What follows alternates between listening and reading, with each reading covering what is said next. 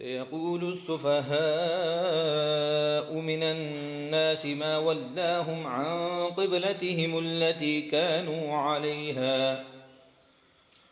قل لله المشرق والمغرب يهدي من يشاء إلى صراط مستقيم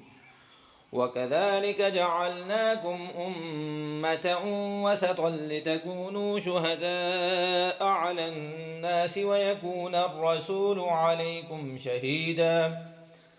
وما جعلنا القبلة التي كنت عليها إلا لنعلم من يتبع الرسول ممن ينقلب على عقبيه وإن كانت لكبيرة إلا على الذين هدى الله وما كان الله ليضيع إيمانكم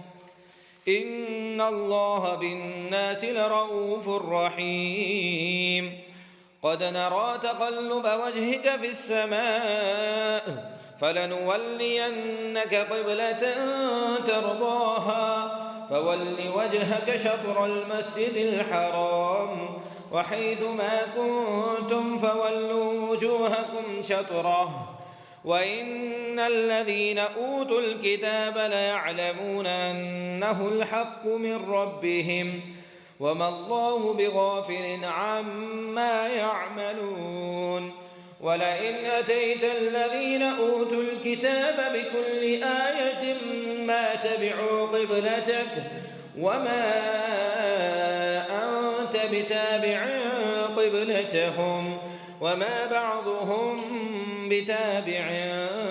قبلة بعض ولئن اتبعت أهواءهم من بعد ما جاءك من العلم إنك إذا لمن الظالمين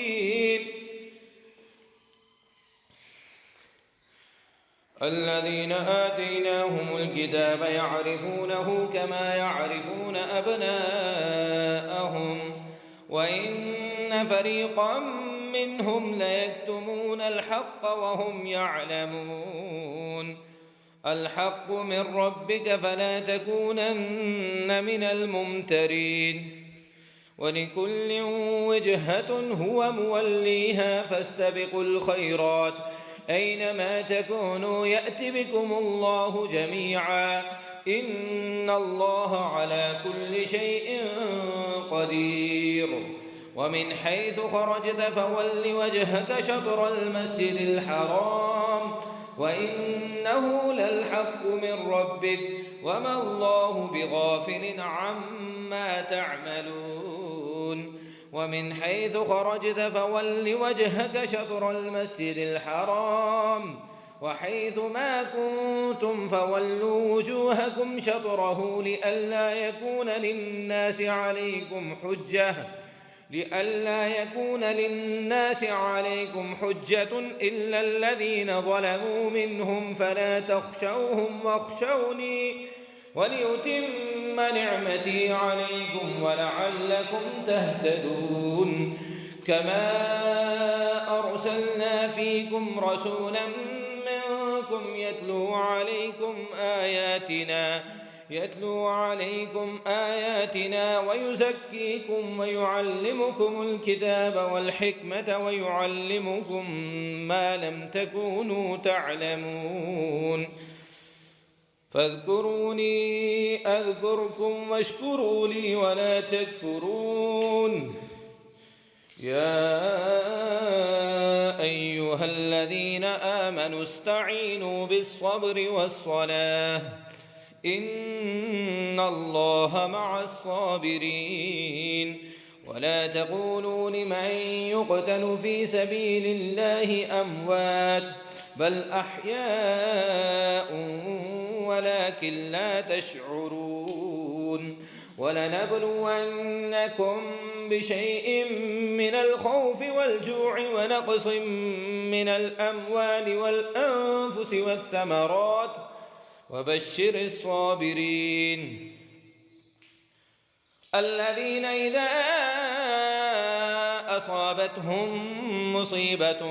قالوا إنا لله وإنا إليه راجعون أولئك عليهم صلوات من ربهم ورحمة وأولئك هم المهتدون إن الصفا والمروة من شعائر الله ومن حج البيت أو اعتمر فلا جناح عليه أن يطوف بهما ومن تطوع خيرا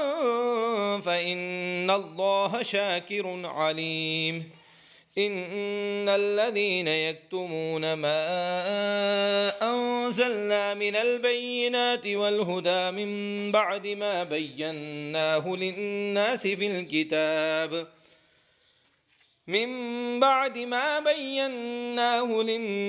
في الكتاب أولئك يلعنهم الله ويلعنهم اللاعنون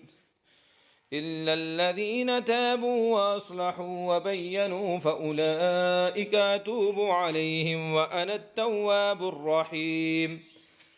إن الذين كفروا وماتوا وهم كفار أولئك عليهم لعنة الله والملائكة والناس أجمعين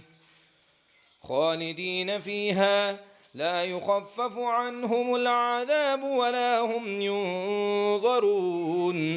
وإلهكم إله واحد لا إله إلا هو الرحمن الرحيم إن في خلق السماوات والأرض واختلاف الليل والنهار والفلك التي تجري في البحر بما ينفع الناس وما أنزل الله من السماء من ماء فأحيا به الأرض بعد موتها وبث فيها من كل دابة وتصريف الرياح والسحاب المسخر بين السماء والأرض لآيات لقوم يعقلون ومن الناس من يتخذ من دون الله أندادا يحبونهم كحب الله والذين آمنوا أشد حبا لله ولو يرى الذين ظلموا إذ يرون العذاب أن القوة لله جميعا وأن الله شديد العذاب إذ تبرأ الذين اتبعوا من الذين اتبعوا ورأوا العذاب وتقطعت بهم الأسباب وقال الذين اتبعوا لو أن لنا كرة فنتبرأ منهم كما تبرأوا منا كذلك يريهم الله أعمالهم حسرات عليهم وما هم بخارجين من النار يا أيها الناس كلوا مما في الأرض حلالا طيبا ولا تتبعوا خطوات الشيطان إنه لكم عدو مبين إنما يأمركم بالسوء والفحشاء وأن تقولوا على الله ما لا تعلمون وإذا قيل لهم اتبعوا ما أنزل الله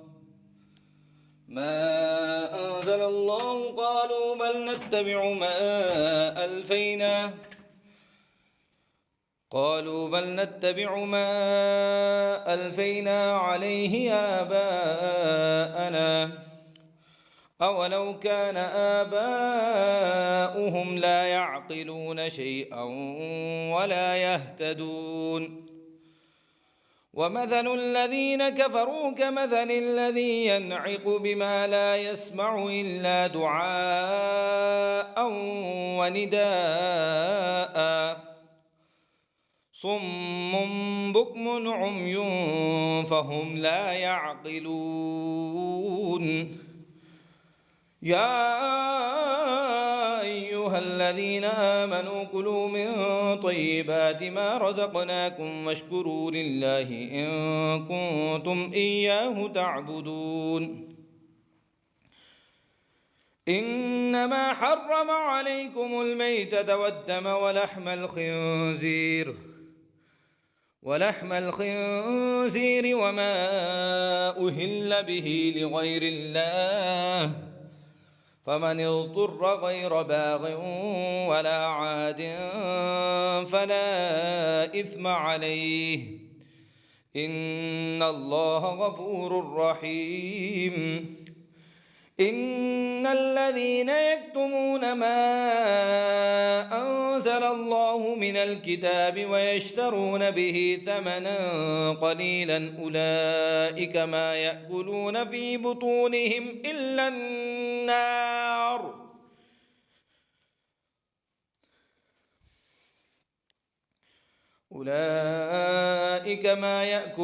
في بطونهم إلا النار ولا يكلمهم الله يوم القيامة ولا يزكيهم ولهم عذاب أليم أولئك الذين اشتروا الضلالة بالهدى والعذاب بالمغفرة فما أصبرهم على النار ذلك بأن الله نزل الكتاب بالحق وإن الذين اختلفوا في الكتاب لفي شقاق بعيد ليس البر أن تولوا وجوهكم قبل المشرق والمغرب ولكن البر من آمن بالله واليوم الآخر والملائكة والكتاب والنبيين وآتى المال على حبه ذوي القربى واليتامى والمساكين وابن السبيل والسائلين وفي الرقاب وأقام الصلاة وآتى الزكاة والموفون بعهدهم إذا عاهدوا والصابرين في البأساء والضراء وحين البأس أولئك الذين صدقوا وأولئك هم المتقون يا أيها الذين آمنوا كتب عليكم القصاص في القتلى الحر بالحر والعبد بالعبد والأنثى بالأنثى فمن عفي له من أخيه شيء فاتباع بالمعروف وأداء إليه بإحسان ذلك تخفيف من ربكم ورحمة فمن اعتدى بعد ذلك فله عذاب أليم ولكم في القصاص حياة يا أولي الألباب لعلكم تتقون كتب عليكم إذا حضر أحدكم الموت إن ترك خيرا الوصية للوالدين والأقربين بالمعروف حقا على المتقين فمن بدله بعدما سمعه فإنما إثمه على الذين يبدلونه إن الله سميع عليم فمن خاف من موص جنفا أو إثما فأصلح بينهم فلا إثم عليه إن الله غفور رحيم. يا أيها الذين آمنوا كتب عليكم الصيام كما كتب على الذين من قبلكم لعلكم تتقون. أياما معدودات، فمن كان منكم مريضا أو على سفر فعدة من أيام أخر، وعلى الذين يطيقونه فدية طعام مسكين، فمن تطوع خيرا فهو خير له، وأن تصوموا خير لكم إن كنتم تعلمون. شهر رمضان الذي أنزل فيه القرآن هدى للناس وبينات من الهدى والفرقان، فمن شهد منكم الشهر فليصمه، ومن كان مريضا أو على سفر فعدة من أيام أخر، يريد الله بكم اليسر ولا يريد بكم العسر، ولتكملوا العدة ولتكبروا الله على ما هداكم ولعلكم تشكرون. وإذا سألك عبادي عني فإني قريب أجيب دعوة الداعي إذا دعان فليستجيبوا لي وليؤمنوا بي لعلهم يرشدون. أحل لكم ليلة الصيام الرفث إلى نسائكم هن لباس لكم وأنتم لباس لهن، علم الله أنكم كنتم تختانون أنفسكم فتاب عليكم وعفى عنكم، فالآن باشروهن وابتغوا ما كتب الله لكم، وكلوا واشربوا حتى يتبين لكم الخيط الأبيض من الخيط الأسود من الفجر، ثم أتموا الصيام إلى الليل، ولا تباشروهن وأنتم عاكفون في المساجد، تلك حدود الله فلا تقربوها، كذلك يبين الله آياته للناس لعلهم يتقون. ولا تأكلوا أموالكم بينكم بالباطل وتدلوا بها إلى الحكام لتأكلوا فريقا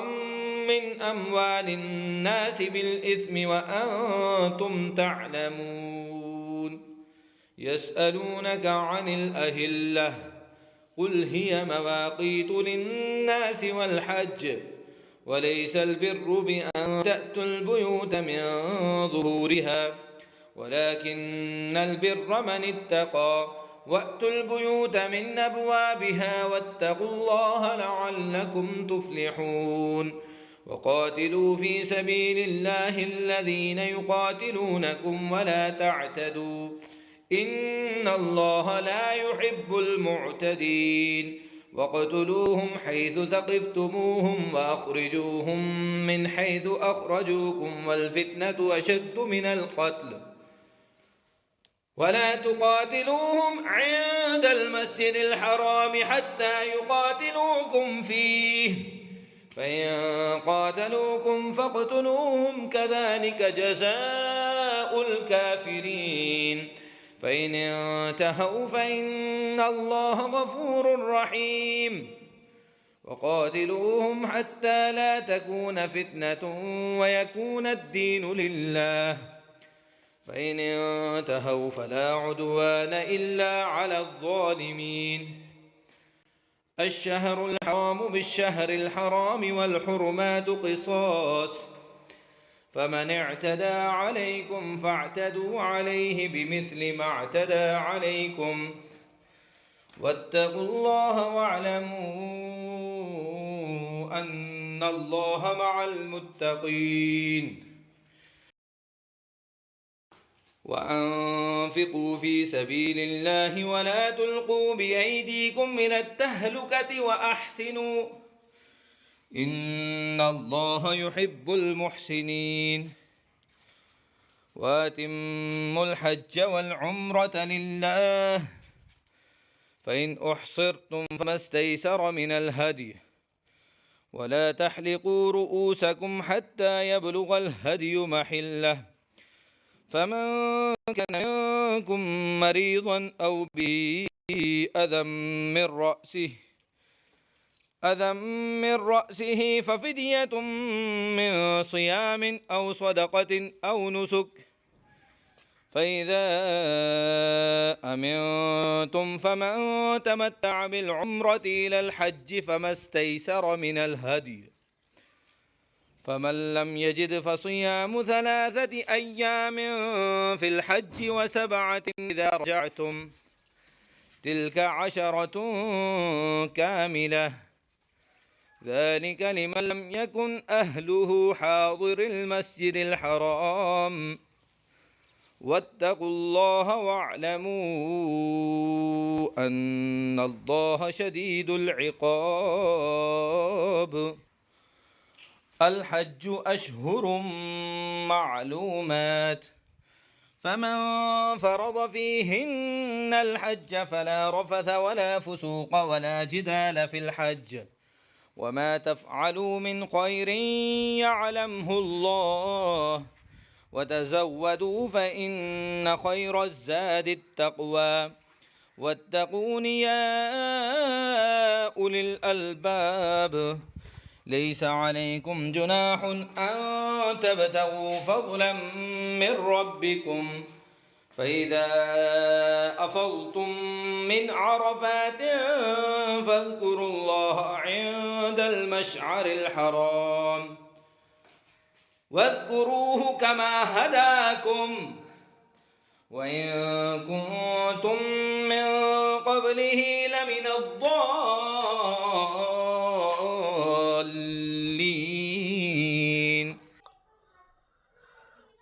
ثم أفيضوا من حيث أفاض الناس واستغفروا الله إن الله غفور رحيم فإذا قضيتم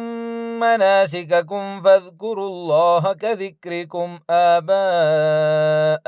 أو أشد ذكرا فمن الناس من يقول ربنا آتنا في الدنيا وما له في الآخرة من خلاق ومنهم من يقول ربنا آتنا في الدنيا حسنة وفي الآخرة حسنة وقنا عذاب النار أولئك لهم نصيب مما كسبوا والله سريع الحساب واذكروا الله في أيام معدودات فمن تعجل في يومين فلا إثم عليه ومن تأخر فلا إثم عليه لمن اتقى واتقوا الله واعلموا أنكم إليه تحشرون ومن الناس من يعجبك قوله في الحياة الدنيا ويشهد الله على ما في قلبه وهو ألد الخصام وإذا تولى سعى في الأرض ليفسد فيها ويهلك الحرث والنسل والله لا يحب الفساد وإذا قيل له اتق الله أخذته العزة بالإثم فحسبه جهنم ولبئس المهاد ومن الناس من يشري نفسه ابتغاء مرضات الله والله رؤوف بالعباد يا أيها الذين آمنوا ادخلوا في السلم كافة ولا تتبعوا خطوات الشيطان إنه لكم عدو مبين فإن زللتم من بعد ما جاءتكم البينات فاعلموا أن الله عزيز حكيم هل ينظرون إلا أن يأتيهم الله في ظلل من الغمام والملائكة وقضي الأمر وإلى الله ترجع الأمور سل بني إسرائيل كم آتيناهم من آية بينة ومن يبدل نعمة الله من بعد ما جاءته فإن الله شديد العقاب زين للذين كفروا الحياة الدنيا ويسخرون من الذين آمنوا والذين اتقوا فوقهم يوم القيامة والله يرزق من يشاء بغير حساب كان الناس أمة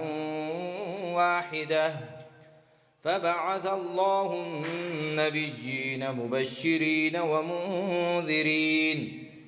وأنزل معهم الكتاب بالحق ليحكم بين الناس فيما اختلفوا فيه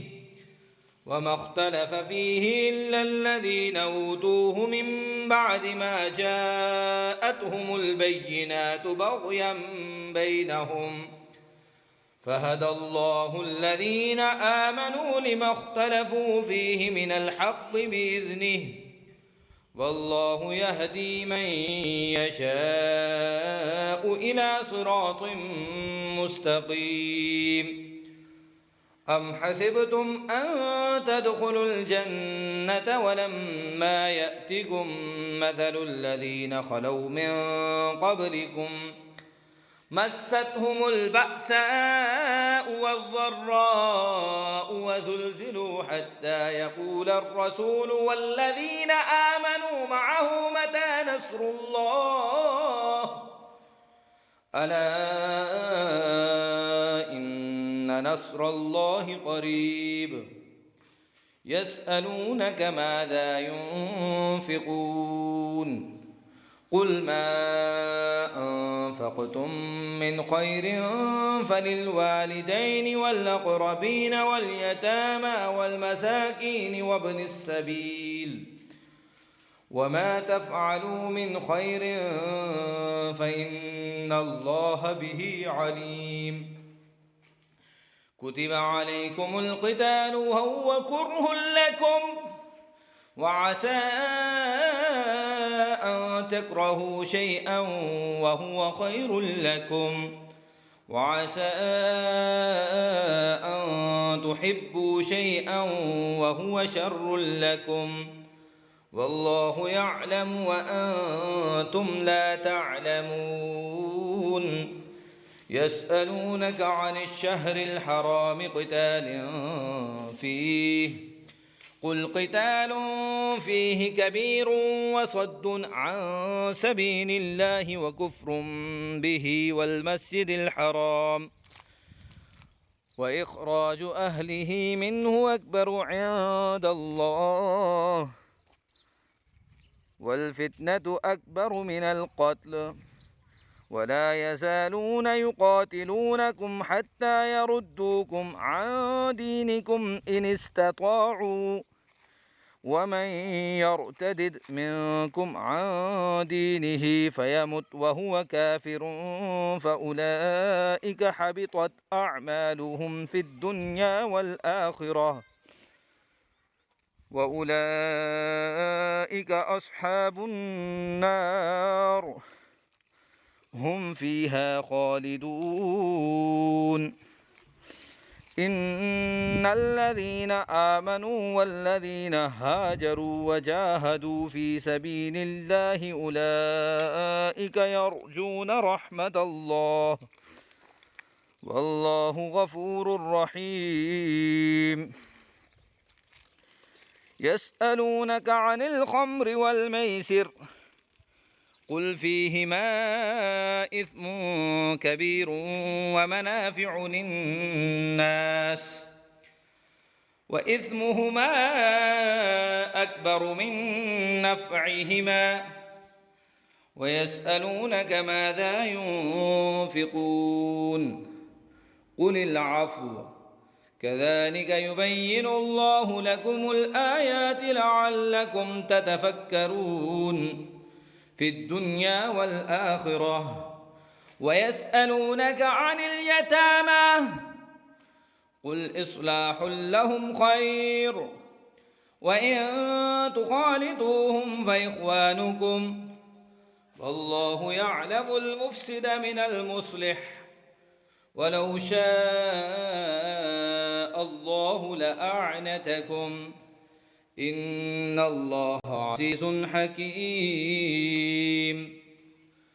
ولا تنكحوا المشركات حتى يؤمن ولأمة مؤمنة خير من مشركة ولو أعجبتكم ولا تنكحوا المشركين حتى يؤمنوا ولعبد مؤمن خير من مشرك ولو أعجبكم أولئك يدعون إلى النار والله يدعو إلى الجنة والمغفرة بإذنه ويبين آياته للناس لعلهم يتذكرون ويسألونك عن المحيض قل هو أذى فاعتزلوا النساء في المحيض ولا تقربوهن حتى يطهرن فإذا تطهرن فأتوهن من حيث أمركم الله إن الله يحب التوابين ويحب المتطهرين نساؤكم حرث لكم فأتوا حرثكم أنى شئتم وقدموا لأنفسكم واتقوا الله واعلموا أنكم ملاقوه وبشر المؤمنين ولا تجعلوا الله عرضة لأيمانكم أن تبروا وتتقوا وتصلحوا بين الناس والله سميع عليم لا يؤاخذكم الله باللغو في أيمانكم ولكن يؤاخذكم بما كسبت قلوبكم والله غفور حليم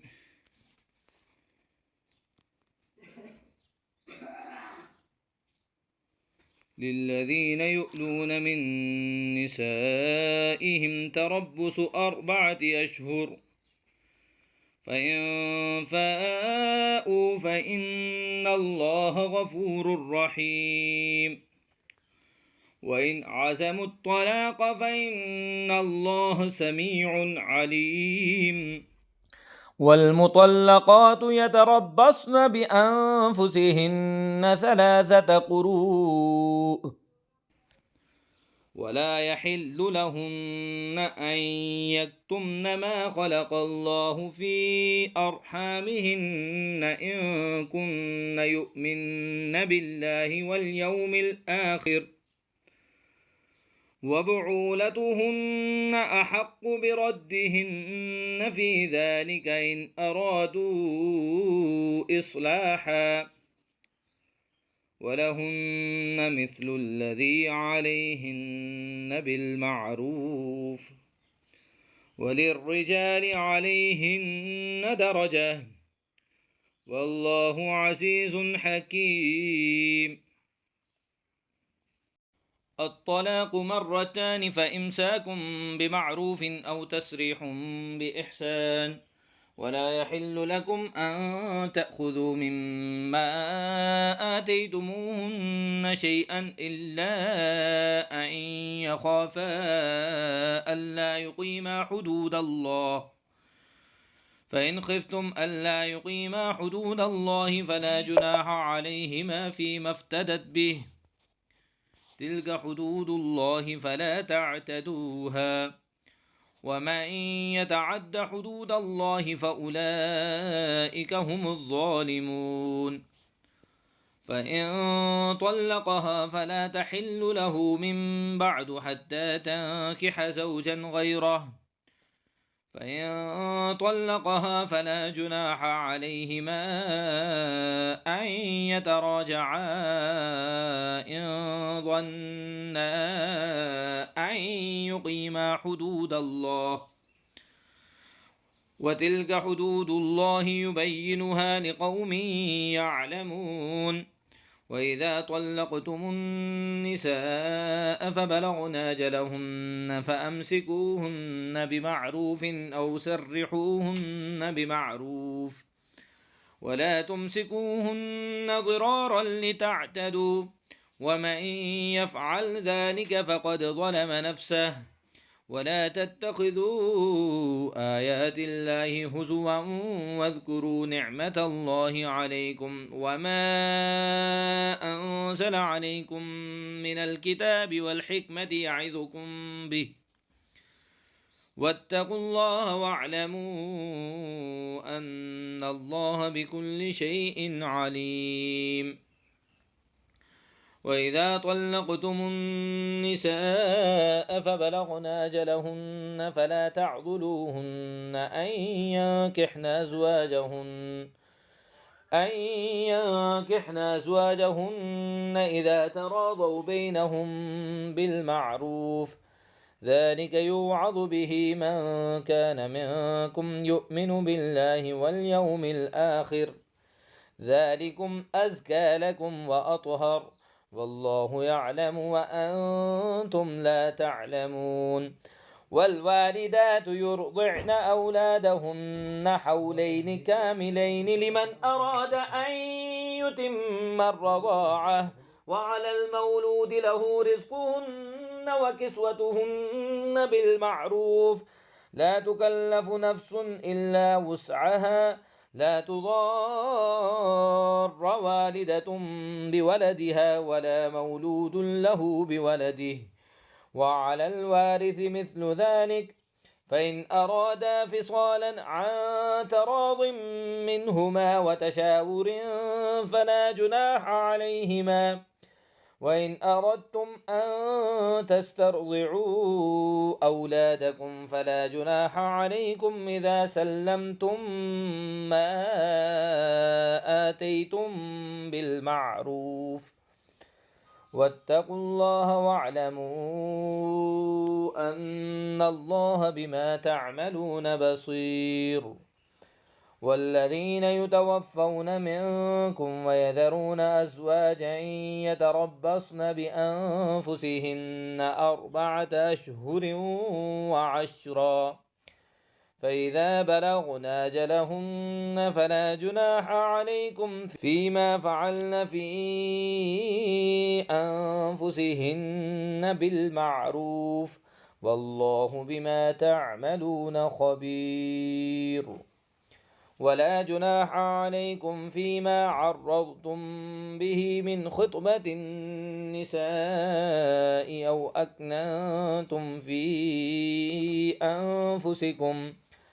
علم الله أنكم ستذكرونهن ولكن لا تواعدوهن سرا إلا أن تقولوا قولا معروفا، ولا تعزموا عقدة النكاح حتى يبلغ الكتاب أجله، واعلموا أن الله يعلم ما في أنفسكم فاحذروه واعلموا أن الله غفور حليم.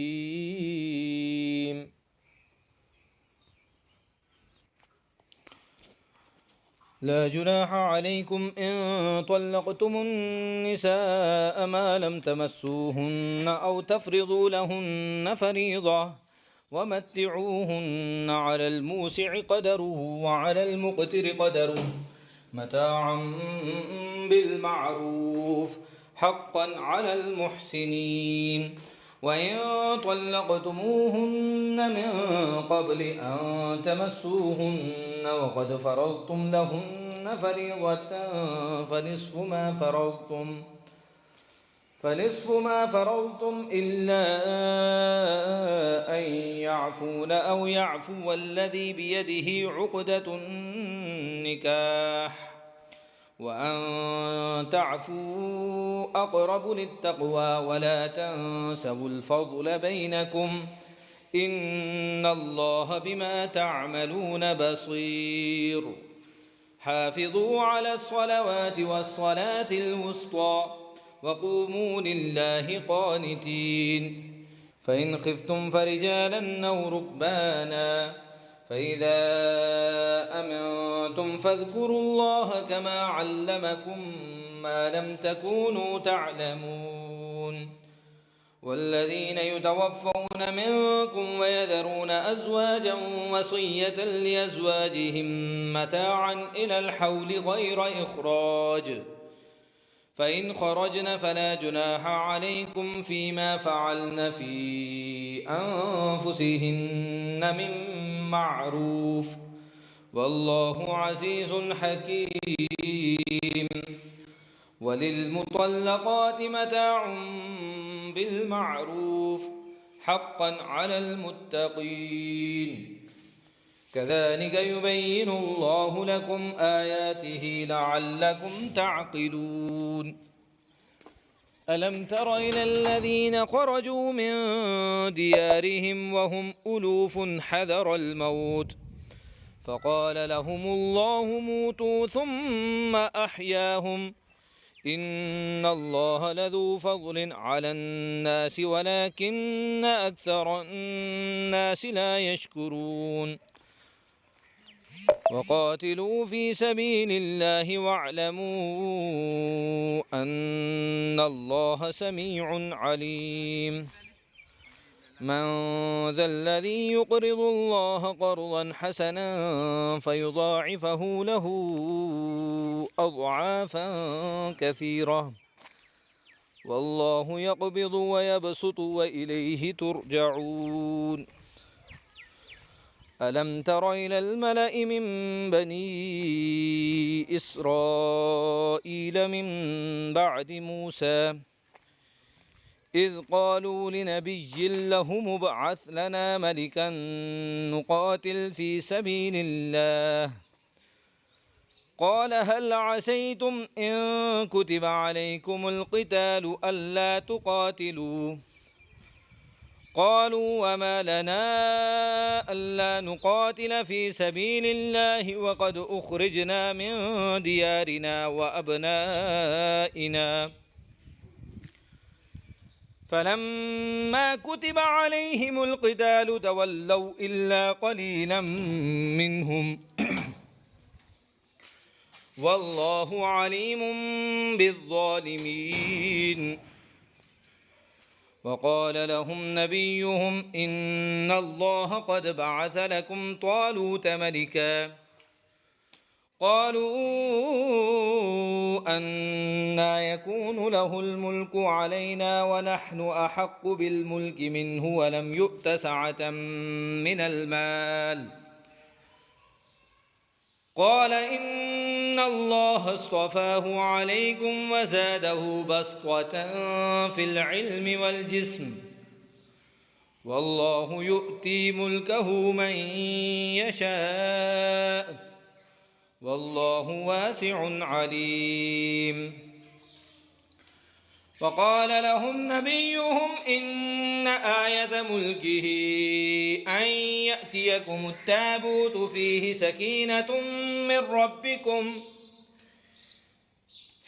سكينة من ربكم وبقية مما ترك آل موسى وآل هارون تحمله الملائكة إن في ذلك لآية لكم إن كنتم مؤمنين.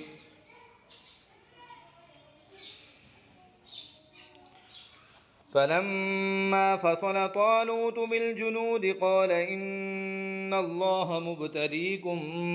بنهر فمن شرب منه فليس مني ومن لم يطعمه فإنه مني إلا من اغترف غرفة بيده فشربوا منه إلا قليلا منهم فلما جاوزه هو والذين آمنوا معه قالوا لا طاقة لنا اليوم بجالوت وجنوده قال الذين يظنون أنهم ملاقو الله